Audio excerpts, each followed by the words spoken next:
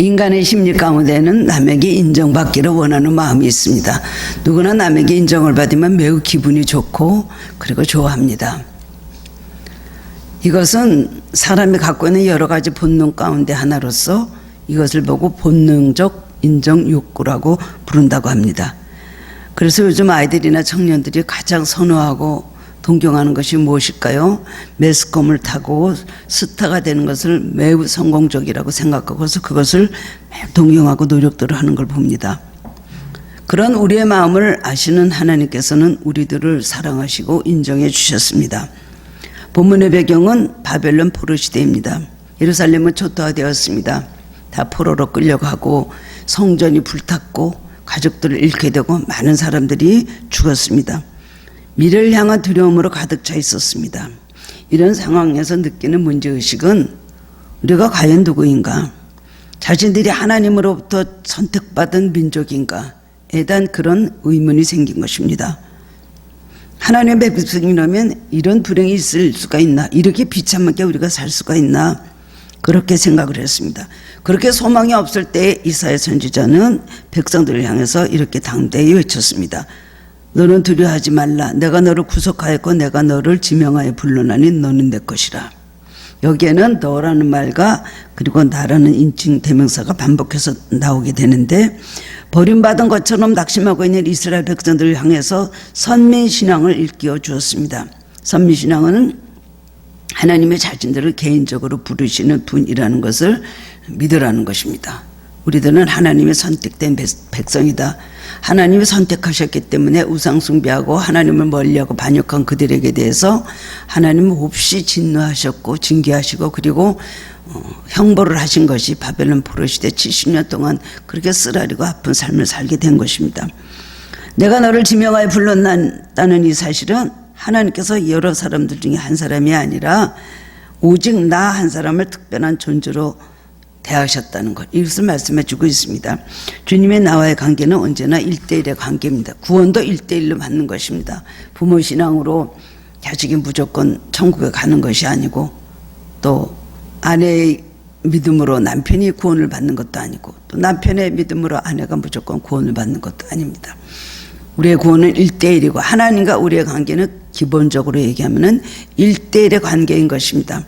물론 하나님은 여러 사람과 더불어서 하나님께서 그들을 사랑하시고 또 역사도 하시지만은 사실은 분명한 것은 한 사람 한 사람 개인의 신앙이 중요하고, 나는 하나님 앞에 누구인가 이것을 바로 생각하면서 그 관계를 바로 맺어야 된다는 것입니다. 우리는 이런 귀한 은혜를 받은 존재인 것을 우리는 알고 살아야 되는 것입니다.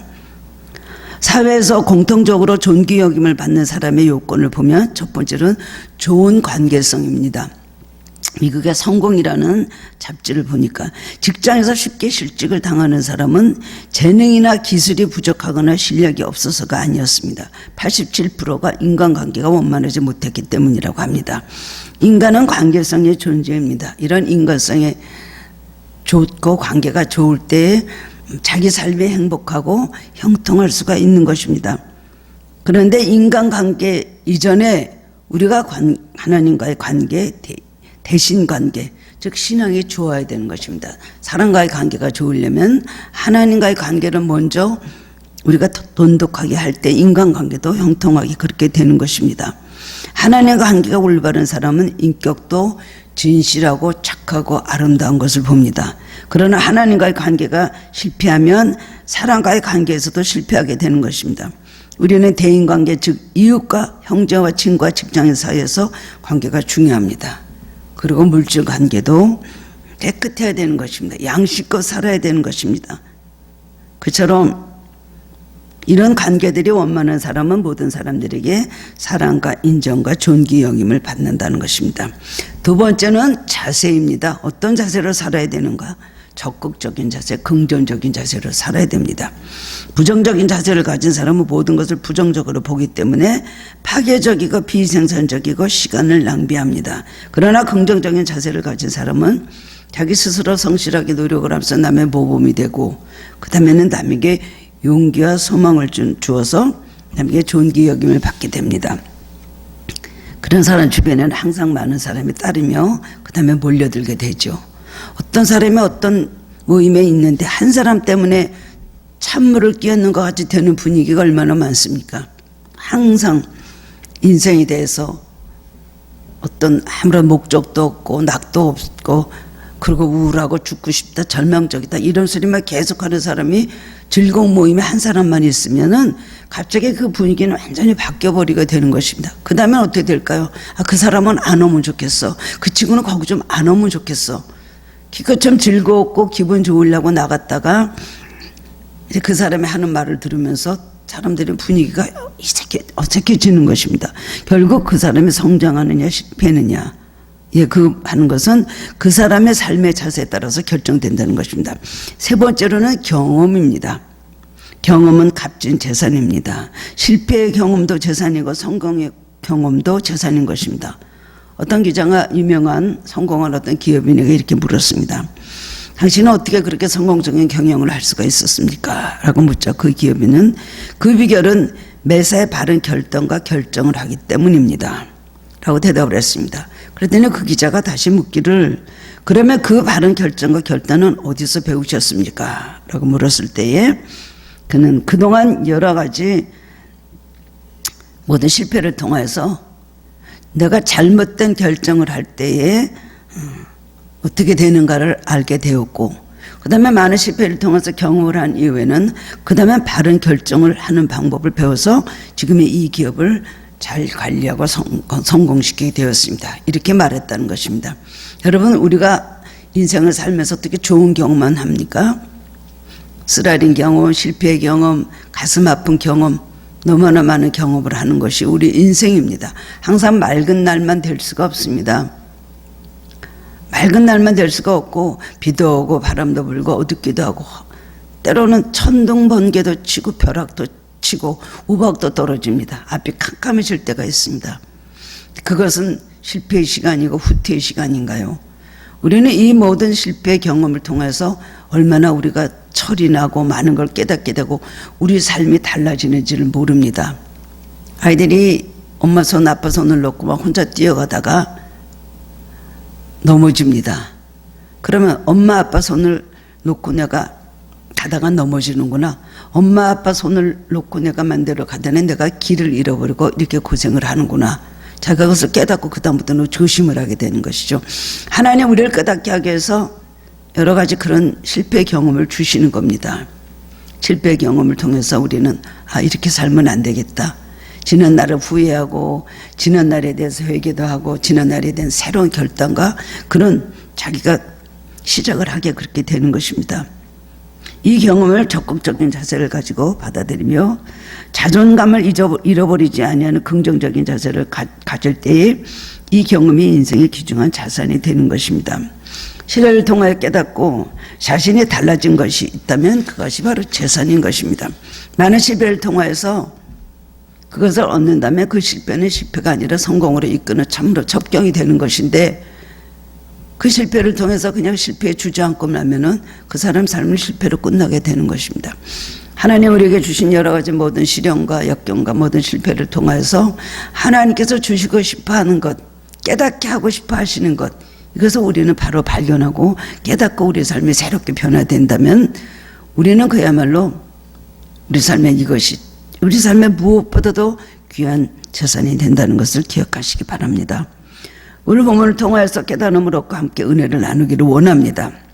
하나님은 어떤 사람을 보배롭고 존귀하게 여기실까요? 첫 번째로는 구속함을 받은 사람을 보배롭고 존귀히 여기신다는 겁니다. 본문 1절 말씀 보면 야곱아 너를 창조하신 여호와께서 지금 말씀하시느니라. 이스라엘아 너를 지으신 이가 이제 말씀하시느니라. 너는 두려워하지 말라. 내가 너를 구속하였고 내가 너를 지명하여 불렀나니 너는 내 것이라. 말씀을 하고 있습니다. 하나님은 자기 백성을 깊은 사랑으로 구원하시고 돌보십니다. 하나님의 구원은 한 사람 한 사람 이름을 불러서 구원하신 것입니다. 우리 찬송가 180 찬송인가요? 나팔 불 때 나의 이름, 나팔 불 때 나의 이름. 부를 때 잔치 참여하겠네. 우리 휴가 때 우리 이름을 한 사람 한 사람 부르신다는 것이죠. 얼마나 감사한 일입니까? 뭐 그냥 무조건 하늘교회 아니면 무조건 한국 뭐 그렇지 않는다는 것입니다. 누구 이름 부르고 천국에 들어갈 때 그 이름을 가지고 우리는 확인을 받고 우리는 천국으로 들어가는 하나님의 허락을 받게 되는 것 아닙니까? 여러 목자가 많은 양들을 섞어가지고 불을 뜯다가도 나중에 이렇게 목자가 양의 이름을 부르고 넣을 때는 한 사람도 틀림이 없다는 것이에요. 양 한 마리도 섞이지 않냐고 자기 양을 정확하게 불러서 우리에 집어넣는다는 말을 그것을 보고 제가 얼마나 놀랐는지 모릅니다. 하나님의 이 세상에 하나님 택하신 많은 영혼들, 하나님 사랑하신 귀한 생명들 하나하나 이름을 다 부르시고 계신다는 겁니다. 내가 너를 지명하여 불러내니 너는 내 것이라. 내 이름을 내가 만들어서 너를 불렀다. 야곱아 너를 창조하신 이가 이제 말씀하시느니라. 이스라엘아 너를 지으신 이가 이제 말씀하시느니라. 야곱아 이스라엘아 베드로에도 시몬아 게바야 베드로야 이름을 다 불러주셨잖아요. 보물 일서를 다시 본다면 하나님께서 구속받은 사람을 내 것이라고 하셨습니다. 구원받은 자는 하나님의 것으로 하나님의 소유가 되었다는 것입니다. 하나님의 소유 얼마나 감사합니까? 베드로전서 2장 9절에 보면 그러나 너희는 택하신 족속이요 왕같은 제사장들이요 거룩한 나라요 그의 소유가 된 백성이니 이는 너희를 어두운 데서 불러내어 그의 기이한 빛에 들어가게 하신 이의 아름다운 덕을 선포하게 하려 하심이라고 했습니다. 우리는 왕같은 제사장이고 그의 소유된 백성 우리는 누구 것입니까? 우리는 하나님의 것입니다. 이게 얼마나 우리에게 위로가 되고 힘이 되는 말씀입니까? 기독교는 용서의 종교입니다. 구속의 종교입니다. 다른 종교에는 구속이라는 말이 없습니다. 불교에도 없고 유교에도 없습니다. 그 종교들은 무엇을 말하느냐? 죄에 대해서 말을 하는데 죄의 용서를 받을 길은 가르쳐주지 않습니다. 단지 죄를 지면 이런 벌을 받으니까 죄를 짓지 말라. 불교에서도 죄를 지면 용서함을 받고 구속함을 받는 것이 아니라 그 죄값을 다 다음 세대에 가서 받는다는 것. 그래서 전생이 있고 지금 살고 있는 이생이 있고 그 다음에 내세가 있다고 그렇게 가르치지 않습니까? 우리 기독교만이 우리 죄를 용서하시고 우리를 구속하시고 구원하는 것인데 그 구속하시고 구원하신 우리를 하나님께서 하나님의 백성들은 보배롭고 존귀 여기신다는 것입니다. 그러니까 우리가 얼마나 큰 은혜를 받고 사는지 우리는 알아야 되는 것입니다. 하나님은 우리의 모든 죄를 속하기 위해서 어떻게 하셨습니까? 아들 예수 그리스도의 생명을 내주어서 대신 죽게 해주어서 우리의 죄를 대속하시고 자기의 사랑을 확증해 주신 분이십니다. 우리는 비천하고 죄악 속에 살고 있었습니다. 근데 오늘날 이렇게 귀하고 보배롭게 존귀하게 여기시는 그런 존재가 되었다는 것입니다. 이것이 얼마나 큰 은혜인지 우리는 알고 우리는 예수를 믿어야 되는 것입니다. 1987년 11월 29일 날 북한 특수국 공작원 김현희는 김정일의 지령을 받고 대한항공 비행기 폭탄을 그다음에 장치를 했습니다. 그리고 얼마 하늘에서 비행기가 가다가 그 폭탄이 터짐으로 인해서 그 안에 탔던 200명의 탑승객들이 다 생명을 잃게 된 사건이 있었습니다. 그녀는 붙잡혀서 입에 반창고를 붙이고 그 다음에 묶여가지고 비행기 이제 트랩을 내려오는 것을 우리가 전 국민들이 다 TV로 보았을 것입니다. 그랬을 때 저 여자는 얼마 지나지 않아서 이제 붙잡혀서 사형을 당하겠구나 라고 생각을 했었어요. 그런데 그 사람의 삶이 지금 어떻게 됐습니까? 당연히 사형을 당할 줄로 생각을 했었는데 왜냐하면 그 김현희가 지은 죄를 용서할 수 있습니까?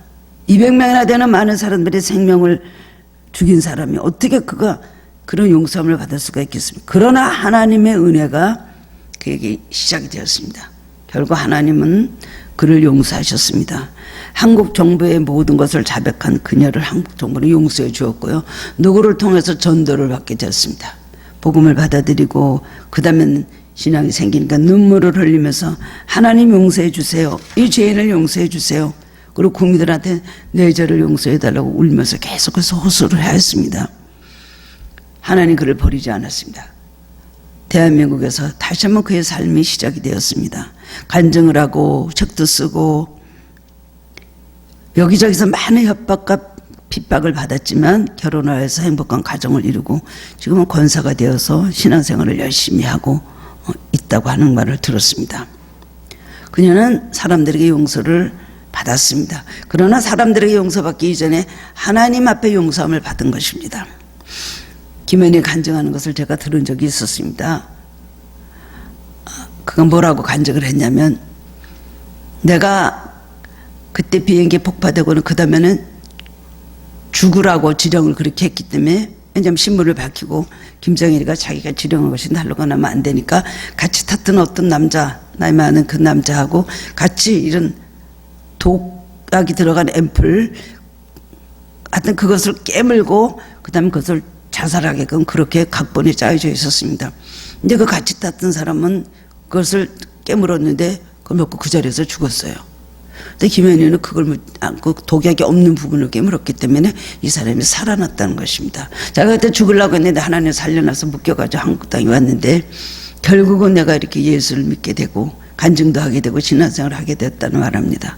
그리고 하는 말이 우리 엄마의 기도 때문입니다.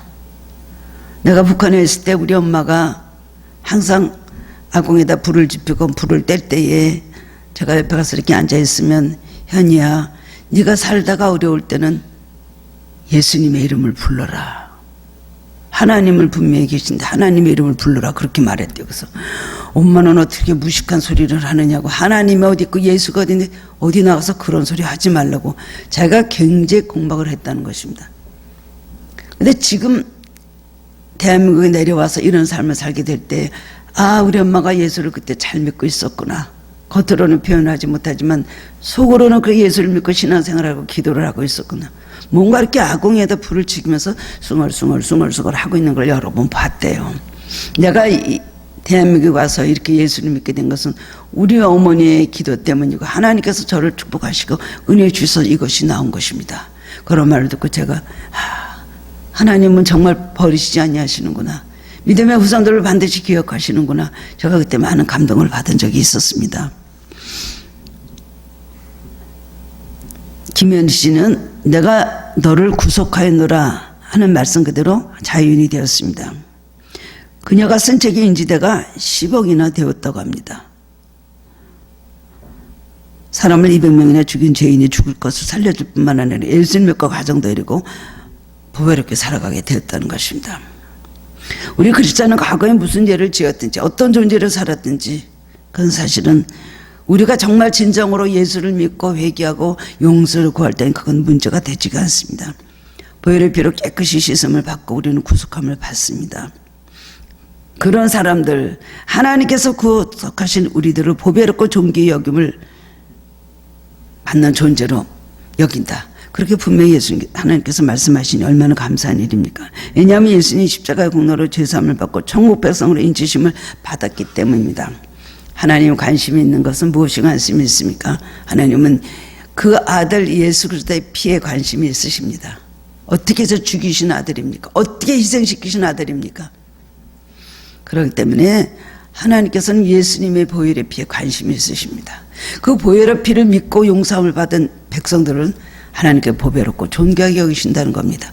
우리가 이런 반열에 들었다는 것이 얼마나 감사합니까? 과거에 어떤 죄인이었든지 과거에 어떻게 살았든지 묻지 아니하시고 이제 내가 하나님의 백성으로 죄사함을 받고 용서함을 받았으니 그런 사람은 과거를 묻지 아니하시고 기억도 아니하시고 우리를 보배롭고 무조건 존귀히 여기신다는 겁니다. 내가 너를 구속하고 지명하여 불러내니 너는 내 것이라. 두 번째로는 확신이 있는 사람을 보배롭고 존귀히 여기십니다. 하나님께서는 인도해 주신다는 믿음을 가진 사람은 확신이 있는 사람입니다. 이스라엘 백성은 가나안 땅을 향하여 갈 때 홍해를 건넜습니다. 아말렉 사람들과 전쟁을 할 때 하나님께서 기도하는 모세와 여호수아를 보시고 여호와 니시의 승리로 이끌어 주셨습니다. 하나님 그들이 요단강을 건널 때에도 내가 너를 보호하고 지켜준다 담대하라면서 그 다음에는 요단을 건너게 하셨고요. 여리고 성도 믿음으로 그 말씀을 의지하고 나가는 이스라엘 백성들에게 힘없이 여리고성이 무너지게 하셨습니다. 그리고 그들은 약속하신 가나안을 정복을 하였습니다. 좌우도 치우치지 아니하고 강하고 담대한 마음으로 하나님의 살아계심을 체험하면서 나아갔던 이스라엘 백성은 어떤 사람들이요? 확신이 있는 사람들이었습니다. 이사야서 30장 15절에 보면 잠잠하고 신뢰하여야 힘을 얻을 것이거늘 이렇게 말씀하고 있습니다. 우리는 확실한 믿음이 있는 사람입니다. 그러므로 세상 일로 인해 분주하고 또 그것 때문에 흔들리고 우리가 거품처럼 오고 가는 것이 아니라 무슨 일에도 하나님만을 바라보는 긍정적이고 체험적인 신앙을 가지고 하나님과 바른 관계를 맺고 나아가는 사람입니다. 이처럼 하나님께 대한 믿음이 있는 사람, 확실히 있는 사람은 하나님께서 분명히 존귀 여기시고 기적을 보여주신다는 겁니다. 성경에 보면 예수님 오셔서 칭찬한 사람은 어떤 사람이었어요? 예수님이 깜짝 놀라서 그 믿음을 인정하시고 칭찬한 사람들, 우리가 사도복음서에 나와 있습니다. 첫 번째는 누구였죠? 열대를 혈루병으로 앓는 여인. 그 여인은 예수님 지나간다는 말을 듣고 어떻게든지 예수님의 옷가에다만 내가 손을 대도 내 병을 구원받고 고칠 수 있을 거라는 믿음을 가졌다는 것입니다. 어느 때부터 누구에게 듣고 그런 믿음에 자랐는지 모르지만은 그는 낙심하고 좌절하지 않았습니다. 12회라는 그런 오랜 세월 동안을 굉장히 고생을 하고 있었지만은 예수님의 옷가에만 손대도 날 수 있다. 예수님이 어떤 분이라는 걸 알고 있었습니다. 그래서 사람들이 그렇게 많이 이리저리 밀치고 지나가는 그 가운데 거기 들어가서 예수님 옷가에 손을 댔잖아요. 뒤에서 손을 살짝 댔는데 예수님이 아셨습니다. 누가 내 옷에 손을 대었느냐? 제자들이 말합니다. 아니요, 누가 손을 대요? 이렇게 사람이 많은데 엎치락 뒤치락 하는데 누가 손을 댑니까? 예수님께서 아니다, 나에게서 능력이 나갔느니라. 돌아보니까 어떤 여인이 벌벌벌 떨고 있어요. 예수님이 옷가에 손댄 것, 그것이 큰일 난 잘못인 줄 알았습니다. 예수님께서 여자의 내 믿음 크다 뭐라 그러셨어요? 구원함을 얻었느니라, 평안히 가라, 칭찬하셨잖아요. 12회를 고통하던 그는 고침을 받았다는 것입니다. 그 다음에도 백부장이 나옵니다. 이방인 백부장입니다. 그 하인을 중풍들여서 알고 있었는데 그 다음엔 유대인들을 보내서 예수님께 전가를 보냅니다. 유대인들이 그 얘기를 듣고 아우, 예수님 그 사람 회당도 지어주고 우리 백성들을 위해서 좋은 일을 참 많이 해줬습니다. 예수님 가서 고쳐주셔야죠. 그 하인을 중풍들여서 앓고 있다고 합니다. 그래, 예수님께서 그래, 내가 가서 고쳐주리라. 그 말을 듣고 백부장은 뭐라 그랬습니까? 아니, 우리 집에 오시는 것 감당하지 못합니다. 말씀만 하옵소서. 말씀 한마디만 하셔도 구원함을 받을 수가 있습니다. 내 하인의 병이 낫겠나이다. 고백하니까 예수님 깜짝 놀랐잖아요. 그러면서 이스라엘 사람 중에서도 내가 이런 믿음을 보질 못하였다. 그러면서 내 믿음이 크도다. 내 믿은 대로 될지어다 했을 때 그 시간에 그 하인의 중풍병이 나았다고 성경은 기록하고 있습니다. 그 다음에 또 가나안 여인이 나오죠. 예수님 그 지역을 지나가실 때 가나안 여인이 예수님께 와서 주여, 내 딸이 흉악히 귀신 들렸나이다 외쳤습니다. 예수님께서 번쩍도 안 하셨어요. 그러면서 나는 이스라엘의 잃어버린 양 외에는 보내심을 받지 않았다. 떡을 쪄요. 개들에게 주는 것은 합당치 않다. 예수님답지 않은 너무나 모욕적인 그런 말을 이 가나안 여인에게 하셨습니다. 그랬을 때 이 가나안 여인의 주여, 올수에다마는 개들도 주인의 상에서 떨어지는 부스러기를 먹나이다. 그 말 듣고 예수님 너무나 깜짝 놀라셨어요. 여자여, 내 믿음이 크도다. 내 믿은 대로 될지어다 할 때 그 시간에 집에 있었던 흉악하게 귀신 들리던 그 딸이 나았다는 것입니다. 어떤 사람, 믿음이 있는 사람, 어떤 믿음이 있는 사람, 확실한 믿음이 있는 사람, 어느 때는 믿었다, 어느 때는 안 믿었다, 어느 때는 하나님 사랑해 주신 것 같다, 어느 때는 안 계신 것 같고, 어느 때는 주님을 의지했다, 어느 때는 의지하지 않고 다 쓸데없다, 다 쓸데없다 하는 사람, 무슨 기적이 일어나겠습니까? 어떻게 하나님께서 오늘 하신 말씀을 우리가 비유해서 말하자면 어떻게 내가 너를 보배롭게 여기겠느냐 하시지 않겠습니까? 확실한 믿음이 있는 사람 하나님께서 보배롭게 존귀 여기신다는 것입니다. 세 번째로는 스스로를 존중히 여길 줄 아는 사람. 이 말은 무슨 말입니까? 자존감이 있는 사람이죠. 참된 그리스도인은 자존감이 있는 사람입니다. 우리는 천한 존재였지만 하나님의 귀한 자녀가 되었습니다. 이제는 세상 사람으로, 이제는 마귀의 자녀로 어둠의 자녀로 그렇게 살았지만은 이제는 하나님의 빛 가운데 얻어서 하나님의 자녀가 되고 빛의 자녀가 되고 영생을 소유한 자녀가 그렇게 되었습니다. 하나님께서 우리를 친히 구속하여 주시고 보호해 주셨습니다. 또 그리고 우리를 하나님의 아들, 딸로 만들어 주시고 우리는 하나님의 뭐가 되었습니까? 양자로 우리를 입양시켰다는 겁니다. 우리는 하나님을 아빠, 아버지라고 부른다는 거예요. 어린아이들이 아빠 하고 부르듯이 그렇게 어린아이 같이 친밀하게 사랑의 아버지를 의지하면서 부를 때에 우리의 기도를 들어주신다는 겁니다. 그렇기 때문에 나 자신을 소중히 여기게 됩니다. 말을 해도 맨날 부정적인 소리를 하지 마시기 바랍니다. 그래서 자신을 비관하고 멸시하고 학대하는 것이 아니라 자신을 존중히 여길 줄 아는 사람입니다. 자기 자녀가 매일 엄마 나를 왜 낳았어? 나 같은 거 죽는 게 낫지. 차라리 어렸을 때 그때 죽었어야 돼. 엄마 나라는 거 자식이라고 생각하고 지금까지 길렀어. 그런 말만 계속 한다면 부모 마음이 어떻겠습니까? 하나님의 자기의 아버지가 되신 걸 믿는 아들이고 딸이라면 그렇게 말을 할 수가 없습니다. 내가 누군데요? 하나님 귀한 존재인데 현재 보는 것이 비관적이고 볼 것이 없고 보잘것이 없다고 현재를 보고서 나는 아무것도 아니라 그렇게 함부로 말할 수가 있습니까? 현재 어떤 순간적인 걸 가지고 잠시 지나가는 이 고통을 가지고 영원한 세계에서 내가 어떤 영광스러운 존재로 살 것인가를 생각하지 못하고 말을 함부로 하고 나는 아무것도 아니고 사는 것도 아무것도 아니고 뭐 그런 말을 할 때에 하나님께서 전 믿음이 없구나. 전 내 자녀가 아니다. 그렇게 생각하지 아니하시겠습니까? 나는 누구인가라는 질문 앞에서 나는 하나님의 자녀요. 하나님께서 귀하게 들어쓰시는 그릇이 되었다는 자부감과 기쁨을 가지고 살아야 되는 것입니다. 물론 그러지 않을 수도 있습니다. 자신이 정말 비관이 되고 낙심이 되고 때로는 심한 경우 자신이 너무나 한심하고 내가 왜 이렇게 부족한가 형편없는가. 하지만 그것은 어떨 때 그런 생각을 해야 되는가. 자기 믿음이 하나님의 영광스럽게 하지 못하고 자기 믿음이 형편없을 때 매일 넘어지고 쓰러질 때 나는 왜 이렇게 부족한가라는 걸 느껴야지. 현실적인 걸 보고서는 내 뭐는 갖고 있는 형편과 조건을 보고서는 그거 가지고 매일 말을 그렇게 하는 것은 하나님께서 절대로 기뻐하시지 않습니다. 쓸데없는 자존심은 버려야 되고 하나님 앞에서 우리는 높은 자존감을 가져야 됩니다. 내가 그렇게 형편없는 사람인가?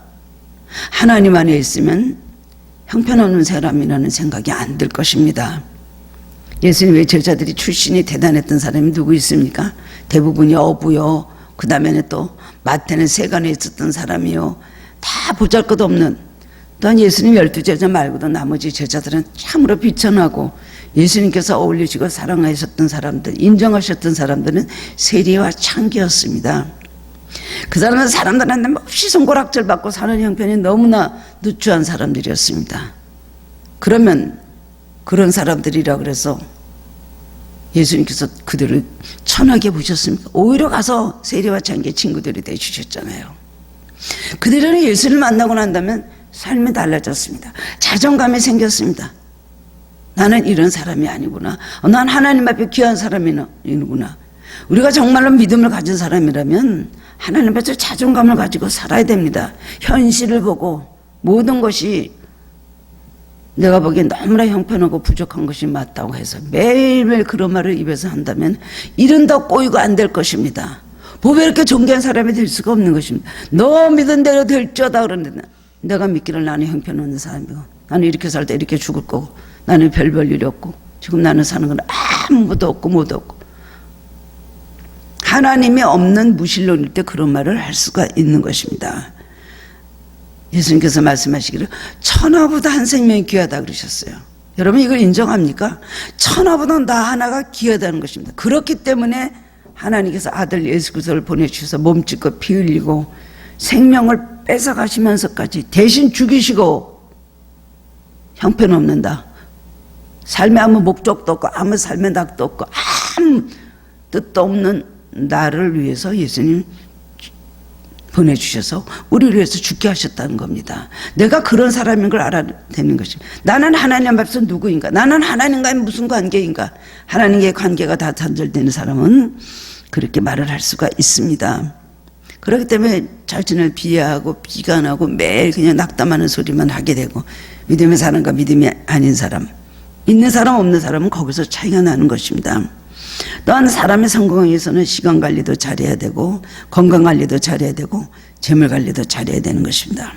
그동안 우리나라는 참 하나님 많은 축복 가운데 참 물질적으로 많은 국민소득이 많이 올라가고 잘 사는 나라가 되었습니다.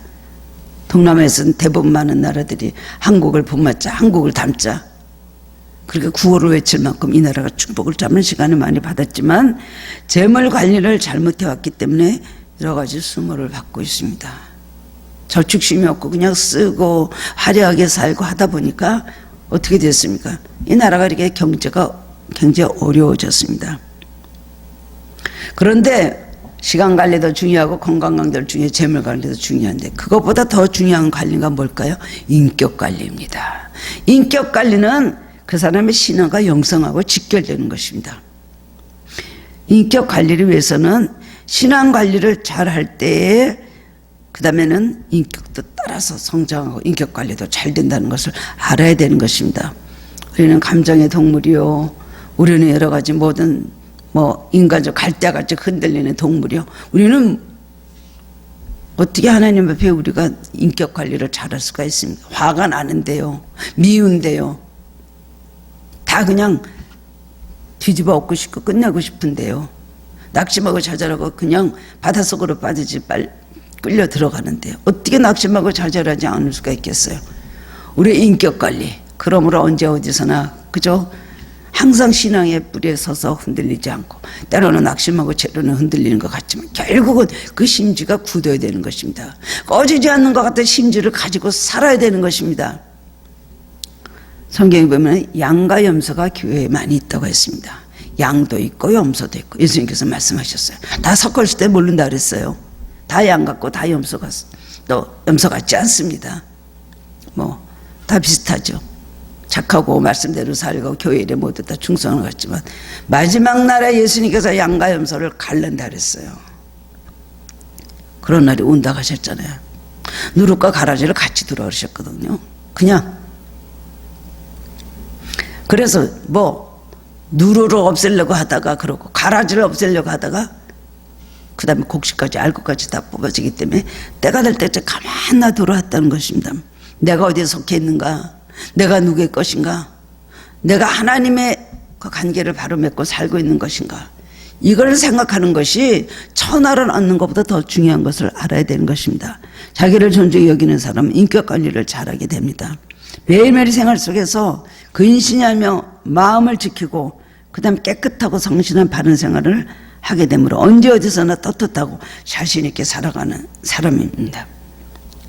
사람은 순간순간적으로 생각으로나 모든 것에 부도덕한 생활에 빠지기가 쉽습니다. 그러나 나를 존중히 여기는 사람, 거룩한 자존심이 있는 사람은 나는 하나님의 백성이야, 나는 하나님의 아들이 하나님의 딸이야, 내가 어떻게 그런 생각을 하고 그런 말을 하고 그렇게 살 수가 있어? 라고 분별을 하면서 자기 자신을 도덕적으로 쌍값으로 내버릴 수도 없고 자기 자신을 함부로 향락에 내던지지 않게 된다는 것입니다. 이것이 인격관리, 신앙관리, 영성관리라고 할 수가 있습니다.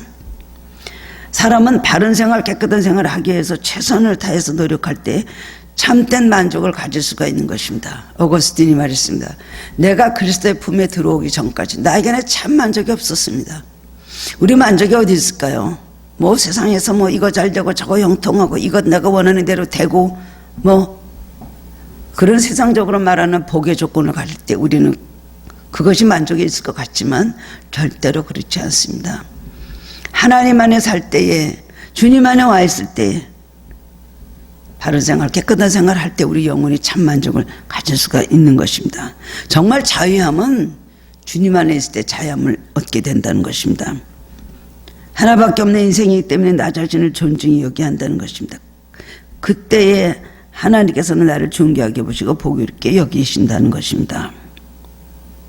하나님은 여러분을 보배롭고 존귀 여기실 때 세상 사람들도 여러분을 존중히 여깁니다. 하나님께서 여러분을 보배롭게 여기실 때 세상 사람들은 여러분을 해치지 못하게 되는 것입니다. 이것이 바로 뭘까요? 이것이 바로 영적 능력입니다. 영적 능력인 것입니다. 아무 힘으로 내세울 것 없는 출신이 대단치 못했던 예수님의 제자들이 많은 사람들을 다스리고 그들에게 복음을 전하고, 그 다음에는 유럽과 아시아 다 복음을 전하고 하나님 말씀으로 덮어가고 있는 건 누구 때문일까요? 하나님께서 주신 능력을 가지고 그들이 살았기 때문입니다.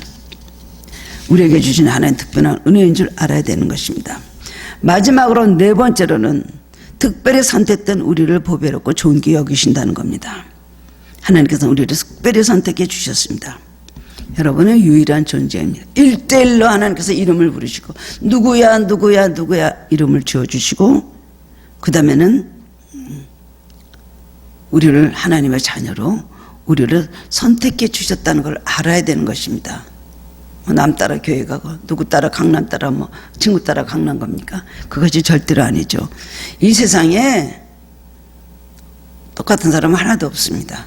지금까지 태어나고 죽은 사람들이 똑같은 사람 하나도 없습니다. 지면에 똑같은 사람은 한 사람도 없다는 것입니다. 쌍둥이도 똑같은 거 하지만 절대로 똑같지 않습니다. 너무나 다른 면이 있다는 것을 쌍둥이 엄마들이 얘기를 합니다. 재능이 다르죠. 외모가 다르죠. 성격이 다르죠. 모든 취미야 인것도 다 다릅니다.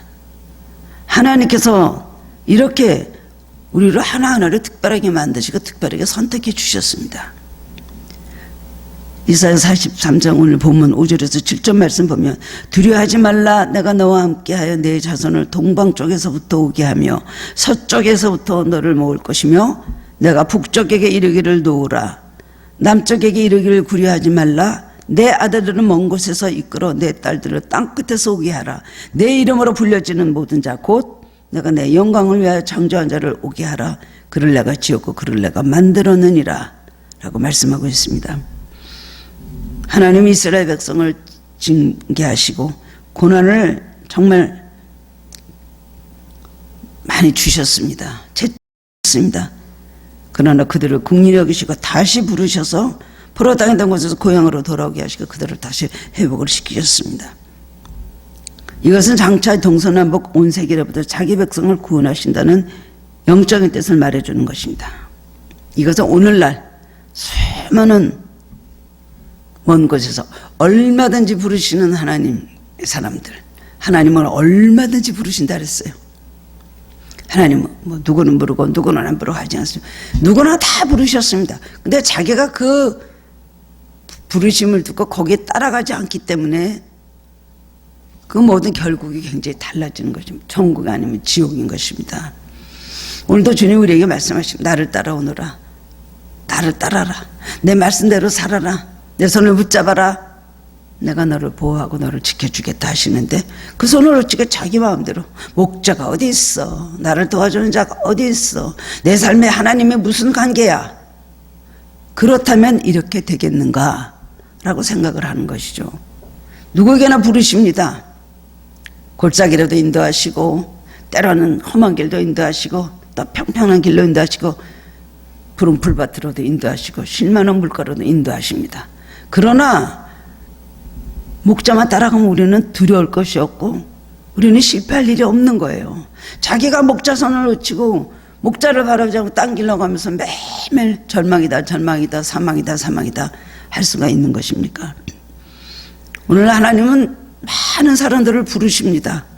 그리고 주의 이름으로 불러서 모든 백성을 불러 모으고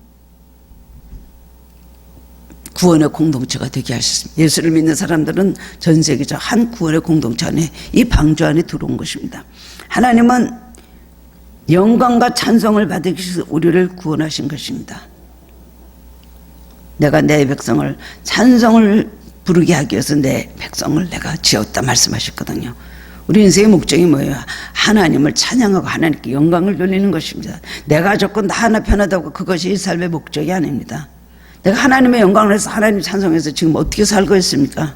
내가 말하는 것, 내가 생각하는 것, 내가 하는 모든 도많은 일들이 하나님의 영광과 하나님의 찬양을 해서 우리는 일하고 있습니까? 여러분은 하나님께 사랑받는 특별한 존재이기 때문에 동서남북 어디를 가든지 아무도 해치지 못합니다. 내가 불 가운데로 지날 때 내가 너와 함께 할 것이라. 강을 건널 때 물이 너를 침몰지 못할 것이며 내가 불 가운데로 지날 때 타지도 아니할 것이요 불같이 너를 사르지도 못하리니. 오늘 이전에 말씀을 하고 있습니다. 얼마나 힘과 위로가 되는 말씀입니까? 불 가운데로 그 뜨거운 환란 가운데 지날 때도 불꽃이 너를 사르지도 못한다. 사드락과 메삭과 아벳느고가 풀무불에 들어갔지만 그들은 그대로 그 불물에서 무사히 나올 수 있었습니다. 하나님의 구원하심입니다. 임마누엘의 은혜입니다. 또 강을 지날 때에 물이 너를 짓물지 못할 것이면 내가 불가노를 지날 때 타지도 않 강물을 지날 때 얼마나 질식할 것 같은 그런 너무 고통스러운 물속에 있는 것 같은 그런 얼마나 힘든 순간들 계속해서 이어집니다. 그러나 내가 너와 함께한다. 지나놓고 보십시오. 불 가운데라서 불꽃 가운데서도 지키셨고 물 가운데로 지나서도 물 가운데서도 죽지 않게 하시고 오늘까지 살아나게 하셨습니다. 여러분의 삶을 한번 돌아보시기 바랍니다. 저도 지난 날을 이렇게 생각해 보면 내가 어떻게 그런 어려움을 이겼을까? 내가 그렇게 불같은 시험을 이겼을까? 하나님께서 함께 하시기 때문이다. 불 가운데 지나도 불꽃이 나를 사르지 못했구나. 그 다음엔 또 내가 그런 어려움 속에서 그렇게 오랜 세월 힘든 과정을 어떻게 잘 지내왔을까? 강을 건널 때 강물이 너를 짓묻지 못할 것이다. 그 말씀이 그대로 이루어진 걸 보면서 얼마나 놀라고도 감사할 때가 많이 있는지 모릅니다. 주께서 내 원수의 목전에서 내게 상을 차려주시고 기름으로 내 머리에 바르셨으니 내 잔이 넘치나이다. 원수들이 곳곳에 있다 할지라도 하나님께서 함께 하시면 기름을 머리에 부르시고 창을 차려주시고 기름을 부으신 내 잔이 넘치는 것입니다. 염려하지 마시기 바랍니다. 담대하시기 바랍니다. 하나님께서 택한 사람은 하나님이 지키신다는 약속하신 말씀, 나 같은 것을 보배롭고 좋은 게 여기신다는 거예요. 얼마나 감사합니까? 어디 세상에서 인정받을 소리 한마디 들어요? 이 세상에서 누가 뭐 그렇게 칭찬하는 소리 들어요? 다 몰라주고 무시하고 다 나를 보잘것없이 보지만은 하나님 나를 인정하시고 내가 너를 안다. 내가 이 이름을 내가 지면서 내 이름을 내가 알고 있다. 내가 불러줬다. 내 손바닥에 네 이름을 새겼다. 오늘 이런 전지전능하신 우주 만물의 창조자이신 하나님께서 우리에게 그렇게 말씀해 주신다는 겁니다. 그렇습니다. 말씀에 서서 헌신하며 기도하며 말씀대로 순종하며 가는 사람에게는 하나님 보배롭고 좋은 게 여기신다는 약속의 말씀이 있고, 낙심하고 저절에 있습니까? 뭔가 요즘 힘든 시간들을 보내고 있습니까? 불 가운데로 지나다 불꽃이 나를 사르지 아니할 것이며 강을 건널 때에 강물이 너를 침몰지 못할 것이다. 이런 믿음 가지시기 바랍니다. 하나님께서 나에게 주신 말씀입니다. 저는 내가 너를 보배롭고 좋은 게 여긴다. 내가 너를 지명하여 불러나는 너는 내 것이라. 하나님 거시기에 끝까지 보호하시고 그 다음에 양육하시고 책임져 주시고 우리를 마지막까지 이끌어 주신다는 겁니다. 그러므로 나를 지명하여 부르시는 하나님만 바라보시고 사시기를 바랍니다. 너는 내 것이라 부르시는 하나님 음성을 듣고 오늘도 보배롭고 존귀한 성도들로서 승리하시는 하늘교회 성도님들 되시기를 주님의 이름으로 축원합니다. 사랑해 주는 은혜 감사드립니다. 오늘 말씀으로 다 같이 은혜 받고 힘을 얻게 하시니 감사드립니다. 우리는 세상에서 살면서 왜 이렇게 믿음이 없는지요? 믿음이 있다가도 흔들리고 좌절할 때가 너무나 많이 있습니다. 세상 바라보고 나를 바라보고 사람들을 바라보다 보면 하나님은 멀리 계신 것 같고 나에게 어떤 분이신가를 잊어버릴 때가 많이 있습니다. 삶의 목표를 똑바로 가지게 하여 주옵소서. 나의 정체성을 분명히 할 수 있게 하여 주옵소서. 나는 누구인가? 하나님의 선택된 하나님의 소유물이고 하나님의 구원하신 백성인 걸 알게 하여 주시길 원하고 간절히 기도합니다. 또 나의 삶의 목표는 무엇이 되어야 되나? 하나님의 영광스럽고 하나님을 찬양하게 하는 삶이 되어야 된다는 것을 다시 한번 이 말씀을 통해서 기억하게 하여 주시길 원합니다. 신앙이 다 연약해지고 부족하다면 산산조각이 나고 흩어졌던 우리 마음 다시 모아 주시옵시고 불같은 성령으로 뜨겁게 하여 주셔서 열심히 생기게 하시고 생수 같은 성령으로 마음의 평안함을 주시고 기름 같은 성령으로 변함이 없게 하여 주시며 바람 같은 성령으로 활발하게 적극적인 신앙으로 살아가게 하여 주시옵소서. 예수 그리스도 이름으로 감사하며 기도드리옵나이다. 아멘.